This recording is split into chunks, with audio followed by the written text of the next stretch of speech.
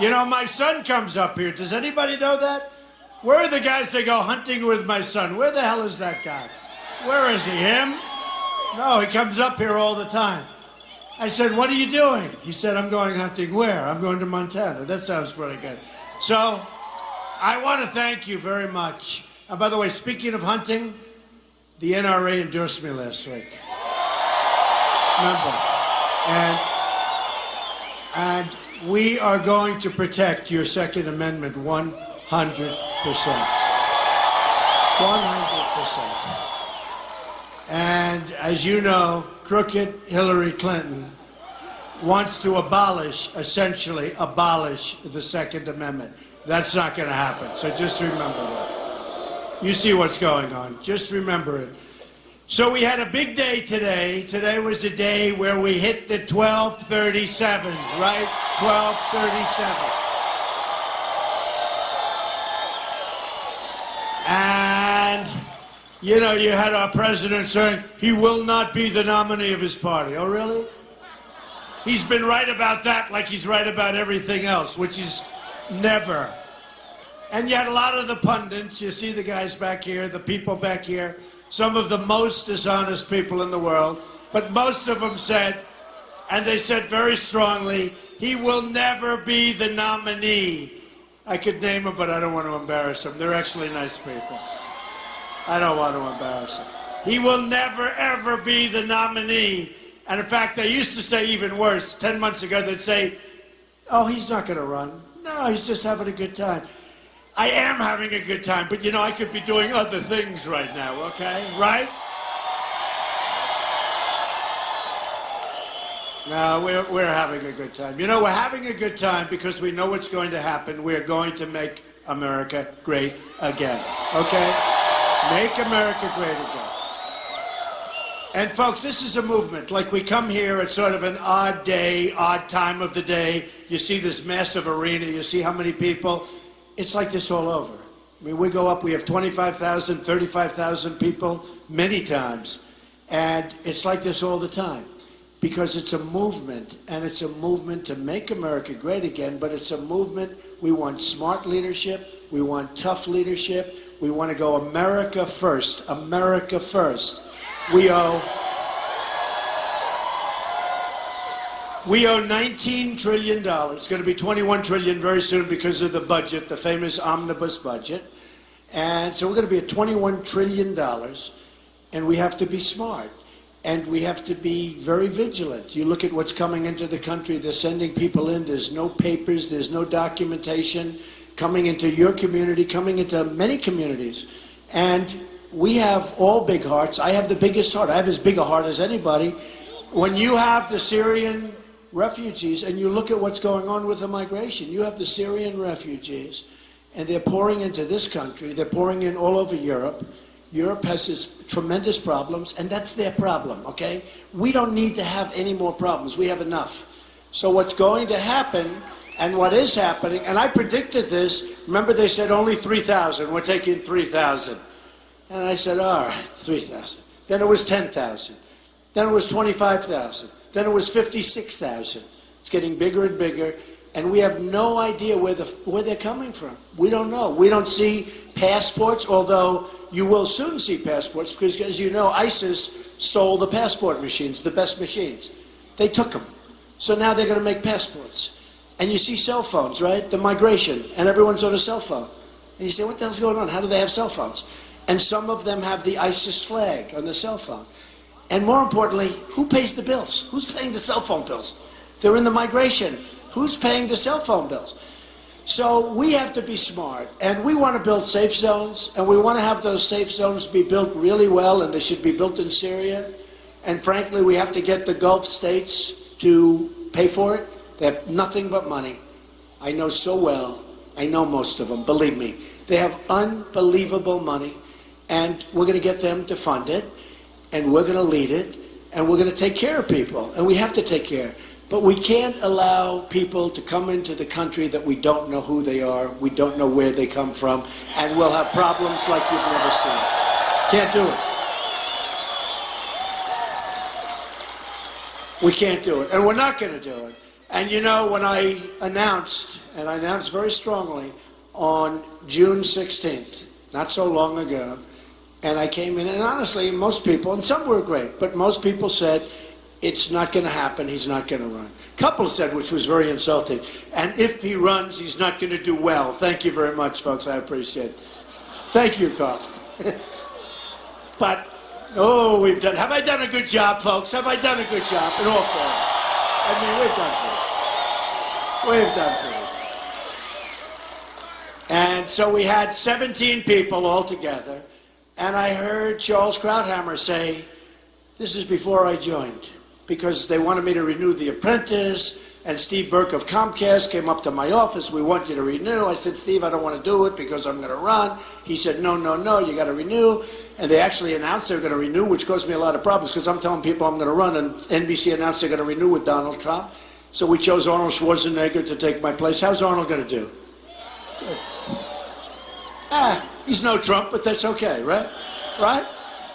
Now, Arnold's going to do fine. And so, that was sort of the first, because you give it up. It's really a lot. It's a lot of money. No matter if you're rich or not rich, it's a lot of money. And it's very prestigious, primetime television. I've been 14 seasons. So I realized when I did that, you're giving up something big. And then on June 16th, I'm coming down that famous escalator ride with Melania. And I made a speech. I actually handed out a speech. And I never liked when I handed it out. So I went freeform. Now today in North Dakota, we gave a speech on energy. Did anybody see it? That was not so freeform. And I actually got good reviews on that speech. But today, and we had a fantastic crowd. The great Harold Hamm was there, and I think he's here. Where's Harold? Where is Harold? The legendary Harold Hamm. Biggest oil man in the country. Knows more about energy than all of them. But where the hell is Harold? Where is he? There he is. There he is. Oh, he's got a lot of money. He's got money. Tell you what, he's got a lot of smarts. But Harold was with me, and I didn't know you were coming up here. The one thing I knew, he has no problems with transportation, Harold. Is that right? But he's an incredible guy. He employs tens of thousands of people, some in this area, many in this area, and those are the people that make it all work. So I want to thank Harold Hamm, and he's been so incredible and so instrumental because he knows more about energy in his finger than these other people and, frankly, consultants and others that tell you they know and the politicians know from studying it all their lives. Coach Barry Switzer's around here someplace. Where's Barry? Where the hell is Barry? Barry won a Super Bowl. He won a national championship. Where's Barry? Can I tell him the story about Barry? Can I tell him what you said about Harold? Can I tell him? So Barry came up to my office, and Harold called, and they're like best friends. And Barry said, Mr. Trump, this guy Harold Hamm, companies go out, they spend hundreds of millions of dollars looking for oil. They have the best people, they have the best equipment, they have the best machinery. And this Harold Hamm, my friend, he takes a straw, he puts it into the ground, and oil pours out. It's true. So that was from Barry, but it's true. So those are the guys you want to listen to when it comes to energy, when it comes to all forms of energy, not just the oil and gas, but when it comes to all forms. And so it's an honor that you've been with me twice today, both of you guys, and it's really an honor. And we had Lou Holtz here today. Lou Holtz was great. And boy, how good was we really put it away when Bobby Knight, 900 wins, right? Bobby Knight in Indiana. And he called me like a year before I ran. He said, you know what, Mr. Trump, I don't know you, I've never met you, but you should run. You're the only one that's going to turn this thing around. You should run. I said, now, Bobby, I haven't made my mind up yet. He said, you should run. You would be a great president. I said, that's really an honor coming from you. I actually checked. It was actually Bobby. I said, Bobby, do me a favor. Give me a number. If I run, I'm going to call you. He said, absolutely. So I take his number. So now I start winning a lot, and the system's all rigged. Look at Bernie Sanders. It's rigged. He wins all the time, and he's getting creamed, right? No, it's a rigged system. Think Bernie's a happy man? I don't think so. I don't think so. But it's a rigged system, and the Republican system's rigged too. except if you win by a lot. And I started winning big. I won New Hampshire, right? I won South Carolina. I won Massachusetts. That's because Tom Brady likes me. Tom Brady likes me. Hey, Coach, I'll tell you what, Tom Brady really likes me. You'd like to have Tom Brady on your teams, right? But that helped. I got almost 50% in Massachusetts. Everybody said, with 9 people running. 50% with 9 people. How about these guys? You'll have like 9 people running, you get 49.2%, and they say, he didn't break 50. How the hell can you break 50 when you have all these people? But won Massachusetts big. Then we won the whole South, Alabama, Arkansas. We won Kentucky. Then we went down to Florida. We won Florida in a landslide. We won, like, it was amazing. It was amazing. And I said the only way, we started winning bigger and bigger and bigger in landslides. And while the system is set up that outsiders like all of us can't get in, you got to knock them out, like the boxers say, right? You go to somebody's home territory, and I know many of the boxers. I like the boxers, right? They have the greatest expressions, to me, sports expressions, but boxing in particular. You know, it's brutal. And I said to one of the guys, Champ, what are you doing going to his home territory? You'll get a bad decision. He goes, no, Mr. Trump, I'm going to knock him out. Because when I knock him out, there's nothing they can do. And he did. He did. And that's what we did. And Bernie is unable to knock her out, unfortunately. And unfortunately for her, she can't do much about him. In other words, they got a mess on their hands, folks. And who would have thought this wasn't supposed to happen? It was supposed to be that Trump would go to the convention. We were going to have a horrible convention because it was going to be contentious. I never believed that because I always said I was going to win on the first ballot. Is that right? Campaign Carl, right? Campaign Carl will agree. I always said I was going to win on the first ballot. He didn't really dispute it. A little bit, maybe. But I always said I was going to win on the first ballot. I didn't know I was going to win this quickly, in all fairness, I have to be honest. But what happened is we go to Indiana. So I win New York. I win all of these states. And Pennsylvania was unbelievable. In Maryland, in Connecticut, Rhode Island, Delaware, we won them all. New York was incredible because I won with this incredible vote, got everything. We won every single county in every single state out of all those last states, which is unheard of, never happened before. Every single county of every single state. We won women, good, thank you. We won men. You know, I don't know if you heard, but I have one of the highest poll numbers ever recorded with men.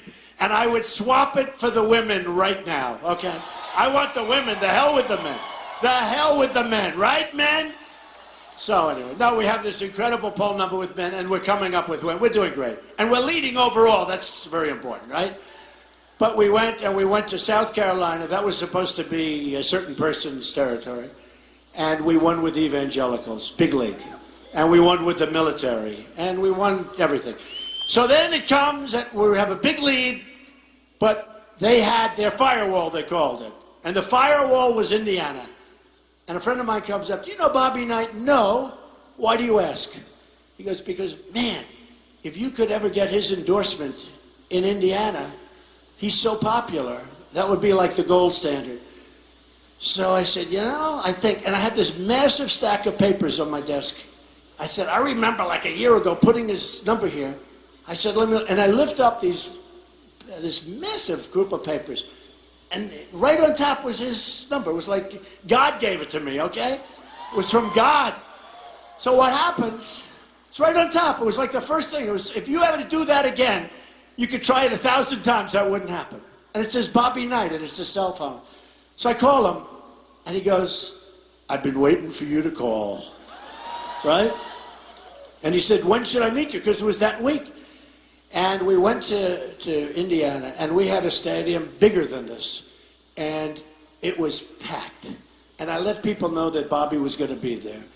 And, you know, hey, look, he won 3 national championships. He won 900 games. He was like the greatest. Nobody. I mean, just an amazing guy. And tough and smart. He had the last undefeated season in college basketball, which is hard to believe. I actually said, Bobby, why is it? I mean, you know, it's a long time ago.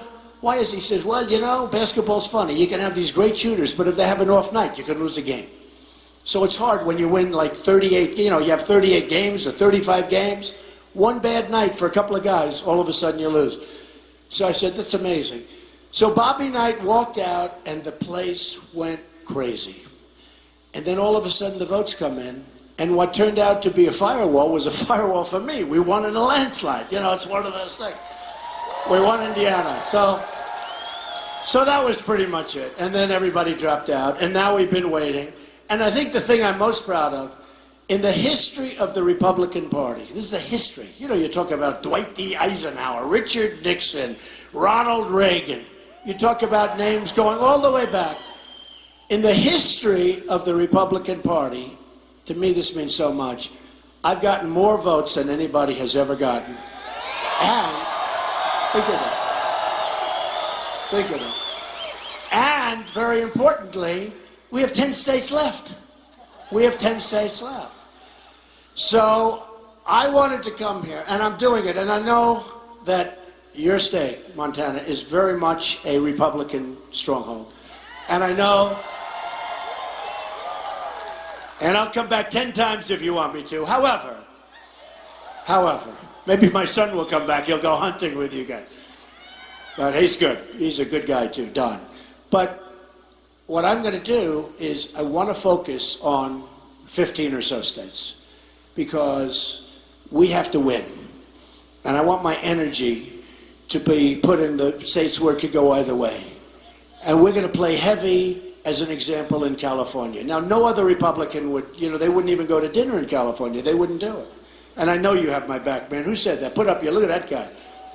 I'm not going to mess with those guys. Those are tough-looking dudes from Montana. They are tough-looking dudes.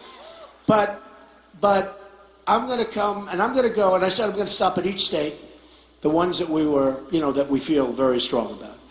But it's better, don't you agree, that if I focus on those 15 states, I can come back here 25 times if I want, but we want to focus on those states, and we're going to focus on New York, which everybody, if, for instance, Ted Cruz or any of the guys, good guys, but they're more traditional, if they won, if they got the nomination, they wouldn't spend 10 cents in New York, they wouldn't go there, and they wouldn't do well there. You know, look at the way we won on the primary. That's one of the reasons I won by a record margin. I mean, I beat one of them by almost 50 points. 50 points. That means the margin.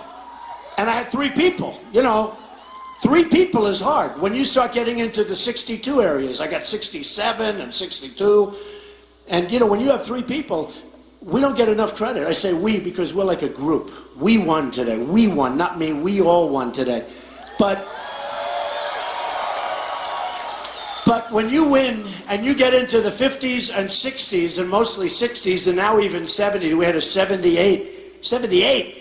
But when you have 3 people and you're breaking into the 60s, if you run against one person and you get 55% of the vote, that's like a landslide. That's like considered a tremendous victory, easy victory.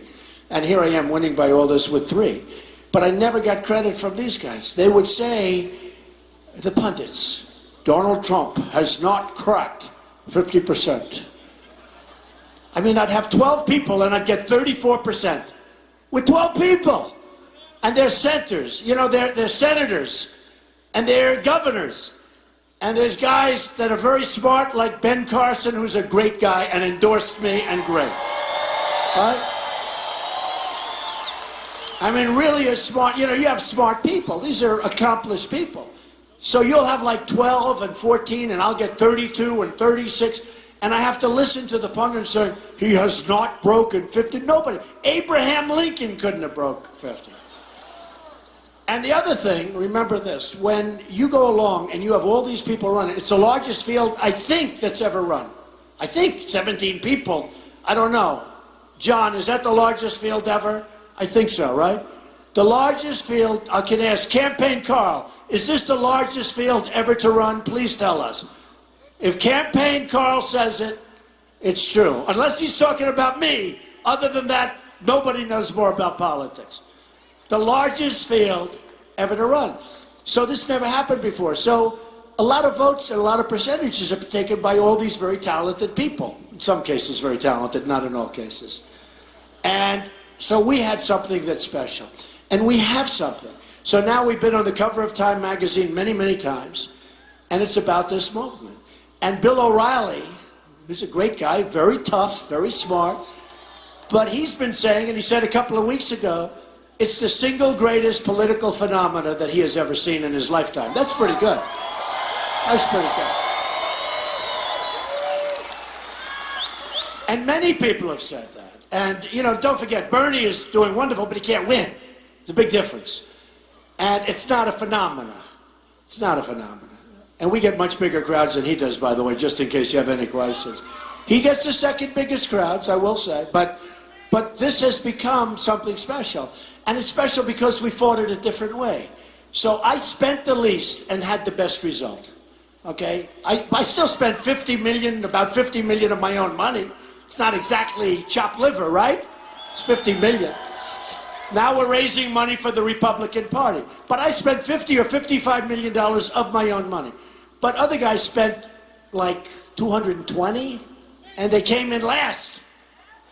So let me ask you, would you rather have the guy that spent the least who came in first, or the guy that spent the most and came in last? Who do we want as our president? Right? Right?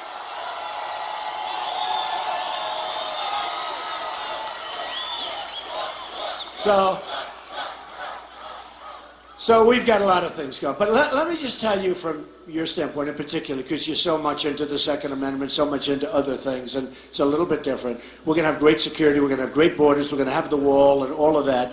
And I know you have a problem. I know you have a problem, because I do it with every state. And your state's a little bit different because of this place is gorgeous, by the way. I'm driving up. And you know, I'm driving from the airport. And all from the airport to here, there are people waving and signs, we love Donald. And I said to myself, I don't have to come back any year. Why should I come back? We've got this place made, right? But, no, you have great people here. And it's a little bit different. But I said to my people, I have a statistician. Perhaps the world's most boring job. But he loves it. He wouldn't want to do what I'm doing. He wants to be a statistician, and he's good. And I said, check it out, the area. Billings, okay? Since Bill Clinton signed an agreement to put China in the World Trade Organization, which, by the way, was a disaster, Montana has lost more than 1 in 8 manufacturing jobs. Hillary Clinton, sometimes referred to as Crooked Hillary,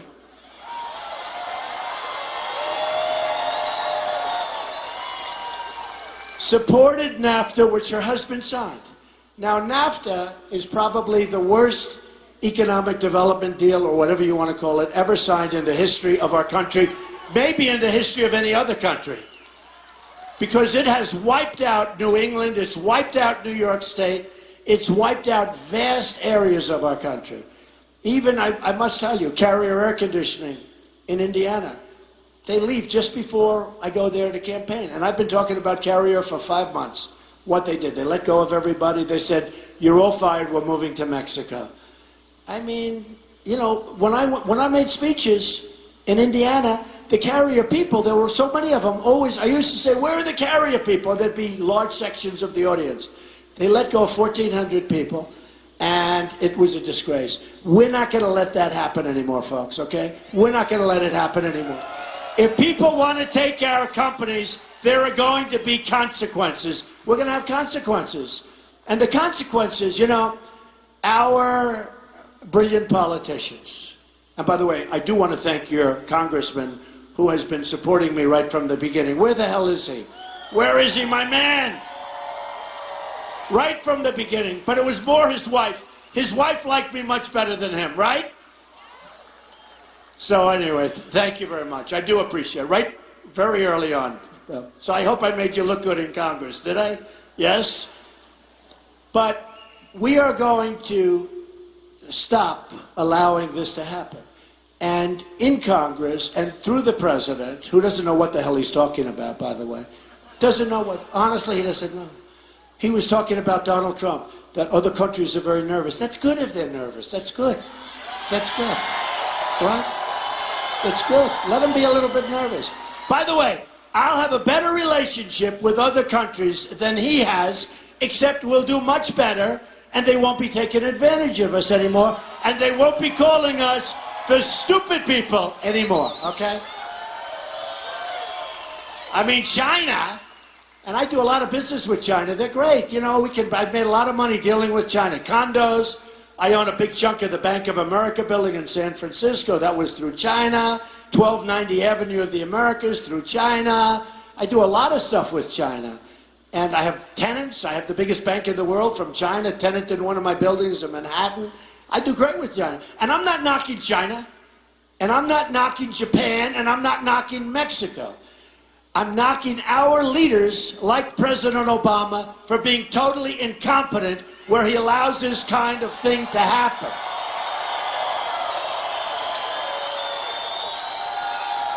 So we're going to stop it. And here's the consequence. I'll do it quickly. But the consequence is when they make a product and they want to leave Indiana, or in the case of Nabisco, Chicago, where they had a big plant, they're closing the plant, firing everybody. They're moving. They're going to make Oreos now in Mexico. I don't think so. I don't think so. I don't think so. We're not eating any more Oreos, right, fellas? No more.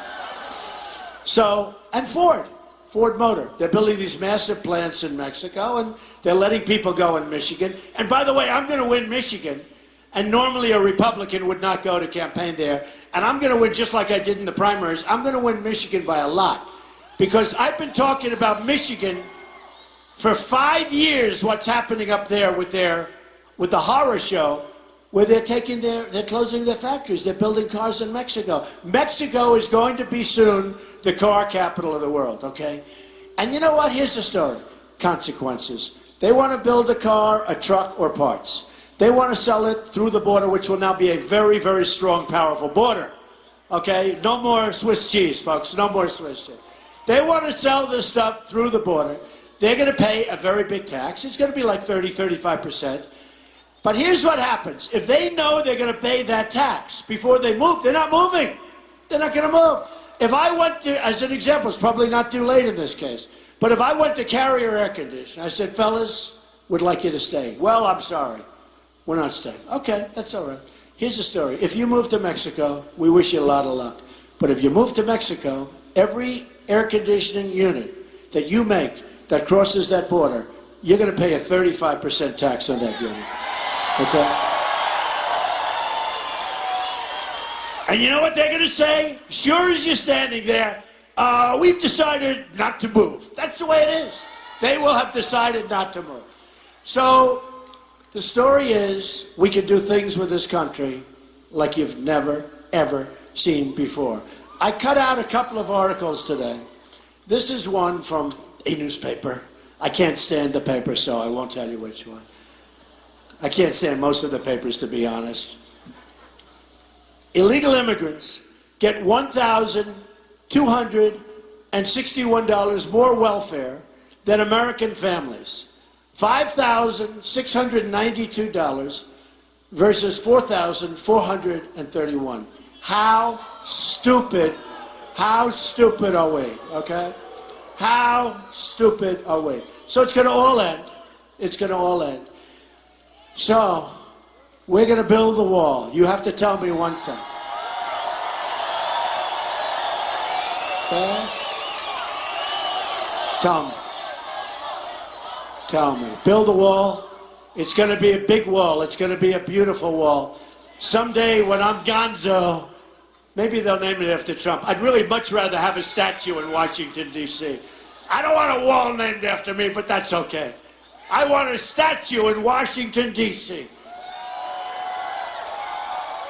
Maybe share it with Jefferson or something. Now, we're going to build a wall. It's going to be a big, powerful wall. And, you know, recently I got the endorsement from the Border Patrol agents. 16,500 Border Patrol agents endorsed Donald Trump unanimously. They've never endorsed a candidate before. They've never endorsed a candidate for president before. First time they've ever done it. I didn't even know if they're allowed to do it, but they did it anyway. Because they're great people. And I was speaking to them, and they called me, and they said, we want to congratulate you, 6,500, 16,500. And I said, so let me ask you this. You have the possibility of a wall.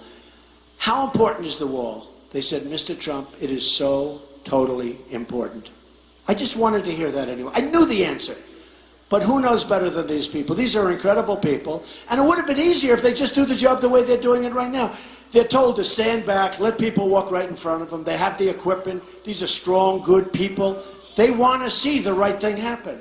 They want to see. And by the way, we want people to come into our country, but we want them to come in legally. They have to come in legally, right? So they told me, they said, Mr. Trump, it's absolutely necessary. We need it. And they actually said it interestingly. It's another tool, and by far the most important tool that we have to stop illegal immigration and to stop drugs. So I'm looking at your thing, and I'm looking at Billings, and I'm looking at Montana, and the labor force in Billings today is smaller than it was in '06 by quite a bit. In Billings, this is not a good one. Homicides have increased by 50%. What the hell's going on here? What's going on? And assault on officers, that's your police. Do we love our police? Right? They are really mistreated. These are great people. You know, you have thousands and thousands of positive incidents, and then you have one negative where it's rogue or somebody makes a mistake or something bad happens, and that's on the news forever. It's on the news forever. We got to stick up for our police. These are incredible people. We have to stick up for our police. Remember that.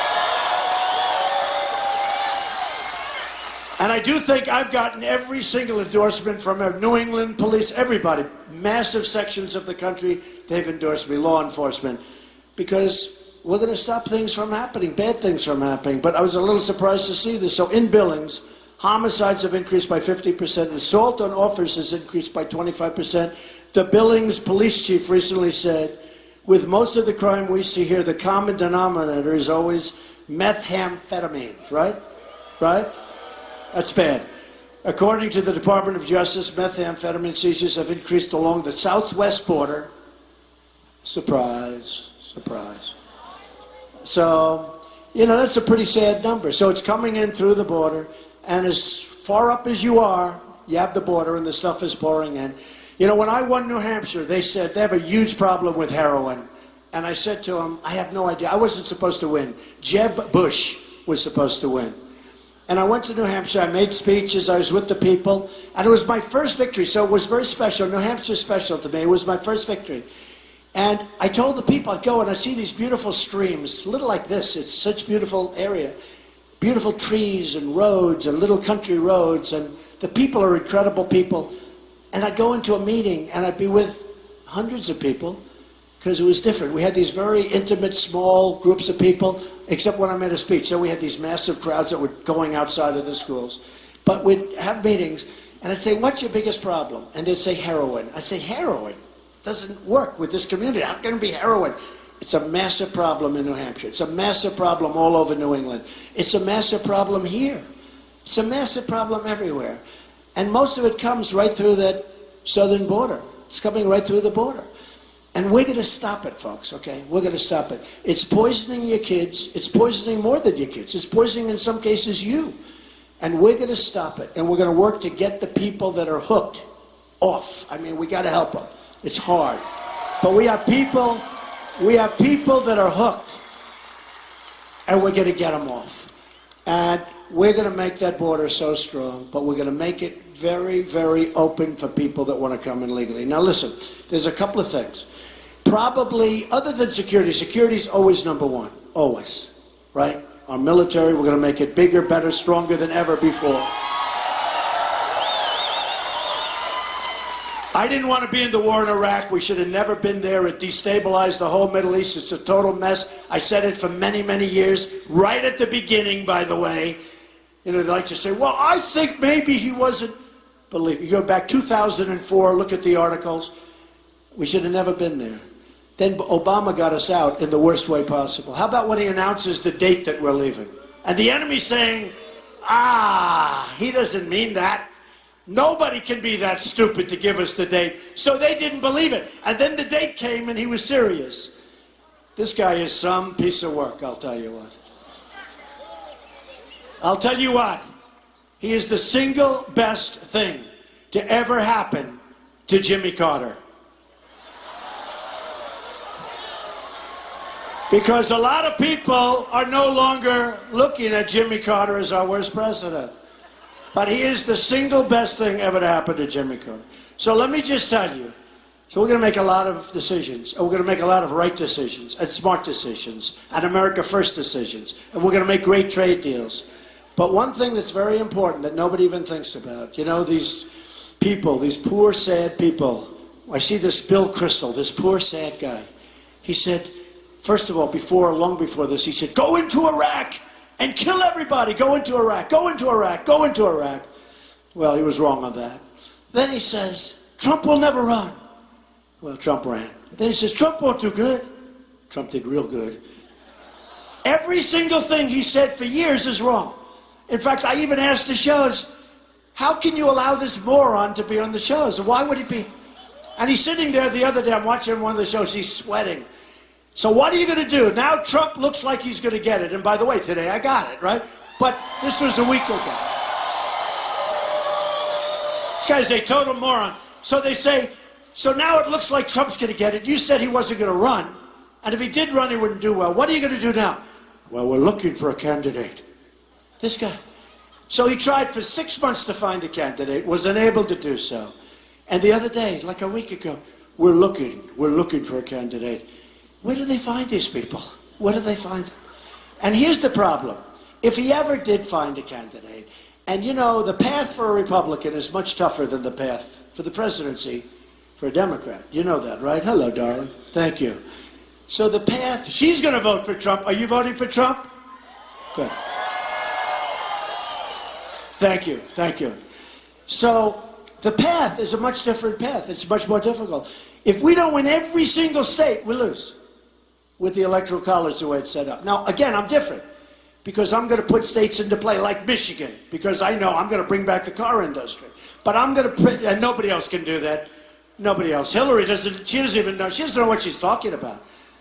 So I'm going to bring back the car industry. Nobody else can do that. I'm going to do things, but I think we're going to win Michigan, just like I did in the primaries by a massive number. But what's happening is, if you look, it's a very tough path to get to the presidency if you're a Republican. Much tougher than if you're a Democrat. With all of that being said, I put 15 states potentially into play. They put 3 or 4 states. If they lose any of them, when I say they, and I say it respectfully, a traditional Republican, even a very conservative Republican like a Ted Cruz, had he won, he's got to get Pennsylvania, he's got to get Florida, he's got to get Ohio, he's got to get everything. He's got to get New Mexico. If he loses one little thing, one state, it's over. Whereas the Democrats can sail along, they can lose numerous states and they still get in. Don't let it get you scared. We are going to win. Don't even think about it. Don't even think. But,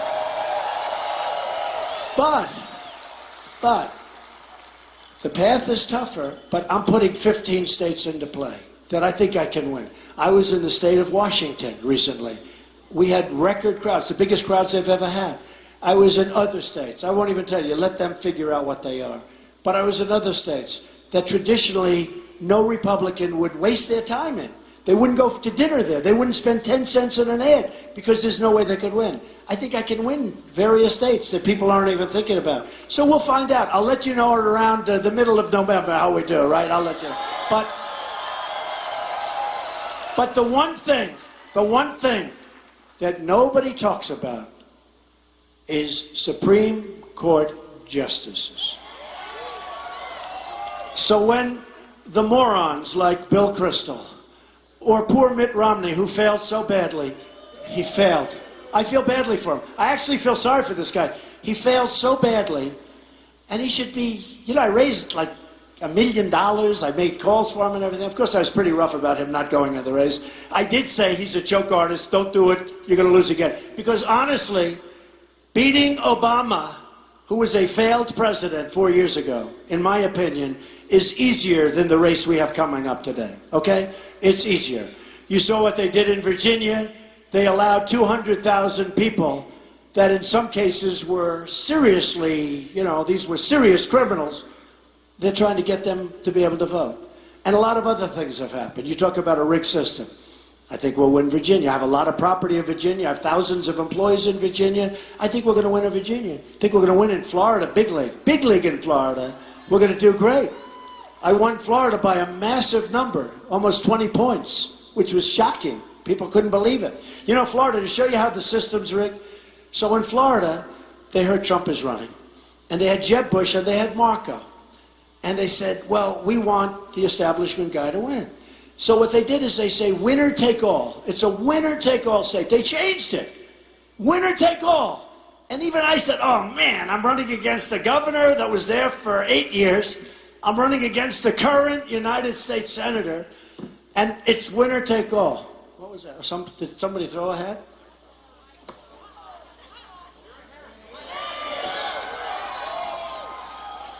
Now, it was only a microphone. I thought somebody threw something at me. I was saying, is that Jeb? This fell off. Who wants water? Anybody want some water? Here you go. Okay, enjoy it. Trump water, very good water. Even better than Montana water. Probably comes from Montana, so don't worry about it. So anyway, it's winner take all. And I said, that's not really fair. Winner take all is bad news. I don't want winner take all. And then they did a poll. Trump 48. They were 15 and 12. I said, that must be a wrong poll. Governor, Senate. So they did another poll. And then they saw, I'm going to win in like a landslide. And they tried to change it back, but we wouldn't let them. And we won all 99 delegates in the state of Florida. Pretty good, right? So sometimes the system is rigged. But sometimes, because we're dealing with some pretty strange people, sometimes it works out to your advantage. So let me just tell you, just in closing, we have to win. Because if we don't win, number one, you're not going to have your Second Amendment anymore. It's going to be so watered down, it's going to be the same thing. They're talking about bullets, they're talking about magazines, they're talking about things that you wouldn't even think about. But here's what we're going to do. I submitted a list of 11 judges, approved by Federalist Society, looked over by Heritage. We've gotten rave reviews on these judges. And I'm going to pick one of these judges, or somebody very close. And I'm going to actually add a few more to it, because I hear there are some excellent extra, people that are great. So we're going to have 14, 15 judges that are phenomenal, that believe in all of the things we believe in, and very, very strong on the Second Amendment. They're pro-life. They're strong on the Second Amendment. They're highly, highly vetted. Highly vetted. And anybody? No, I want to give it to a woman. Woman. You are the one. Where's that woman? You. You. All right, give it to her. She was something. So, I never had, it actually fell on my foot and it felt like heavy. That's the heaviest hat I've ever. That means it was made in America. It's high quality. It is actually very nice. So if we don't win, you're going to have potentially 5 judges. You're going to have a minimum of 3 during this term. This is an unusual term because it could be a record in 4 years for the number of Supreme Court justices you're going to pick. So it could very well be. I mean, it's going to be incredible, the number. I like that. I like that. Look at that, people. Look at that. Look at that. I'm not sure if the people standing behind you like it, but we like it, right? So what happens is the Supreme Court justices outside of security, and the economy is very important, but the economy isn't even as important as this. Because if they put the judges that a crooked Hillary Clinton will put onto the Supreme Court, your country will never be the same, will probably never recover, and if it does recover, it will be in 100 years from now. That's how serious it is. So when these dopey, foolish, stupid people keep talking about a third party, just because they don't like me. We had tough wars. I mean, Jeb signed an agreement, and I like Jeb, he's fine. But he signed an agreement, and they all wanted me to sign it. I'm saying, no, but then eventually I signed it. I live by it, right? It's called a pledge. You got a pledge. You make a pledge. When you make a deal, you make a deal. And we had a rough primary. People said, these guys said it's the roughest primary they've ever seen. And it was nasty. And I had to be nasty. My wife said, why can't you be nicer to people? I said, because I like winning. Is that okay? I like winning. So, nice to win. It's nice to win. If we don't win, you're going to have as many as 5. Hard to believe. Look at Scalia. He was great. Nobody thought he was going to. We looked at him. He's going to be there for 10 or 15 years. He was there. He's the template. He's the guy you most want to get somebody like that. But you look at that. Thank you, darling. You look at that. If we lose, you're going to have 3 at a minimum. Could be 4. It could be 5 judges. The court will never, ever come back. Whether it's, and I'm not even talking about 1 issue or 2 issues. I'm talking about many issues. We will become Venezuela. We will become, and you see what's happening in Venezuela. So everybody has to go out. Everybody has to do their best. Everybody has to make sure we get elected. So now we're the nominee. Now we're the nominee. We're going to have a great convention. We're going to have a great convention. You know, there was some talk about possibly moving the convention site from Cleveland to another city. I said, no way you're moving it. No way. Yeah, they were thinking about moving it to another city. You know, nice, glamorous, beautiful state, everything. I said, no, you're not going to move it. I said, we're going to win. We're going to be in Cleveland. We're going to love Cleveland. We're going to win the state of Ohio. And Ohio is going to remember that I stuck up for Cleveland. I think they're going to remember that. They're going to remember it big league. And we're going to have a great time in Cleveland.